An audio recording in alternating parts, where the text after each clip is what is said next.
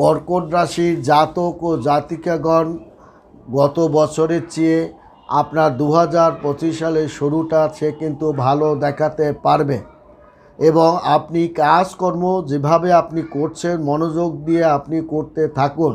এবং মার্চ মাস থেকে আপনার কাজের চাপটা আরও বেড়ে যাবে। আপনি নতুন একটা সমস্যা সৃষ্টি হয়েছে সেটা আপনি সমাধান করতে সক্ষম হবেন এবং আপনি বাড়তি একটু কাজের চাপটা আপনার বেড়ে যাবে, সেটা আপনি সামাল দিয়ে চলার, ঠান্ডা মাথায় চলার চেষ্টা করুন, কারণ শরীর একটা প্রভাব কিন্তু আপনার উপরে থাকবে এবং বৃহস্পতির কৃপায় আপনি অনেক কাজকে সমাধান করতে পারবেন এবং অনেক ব্যবসায়িক আলোচনাও আপনি সুন্দর মতো নিতে পারবেন এবং সন্তানদের শিক্ষার ক্ষেত্রে অগ্রগতি কিন্তু চোখে পড়ার মতো হবে। উচ্চশিক্ষার জন্য বাইরে আপনি গমন করবেন, চাকরি বাকরির জন্য বিদেশে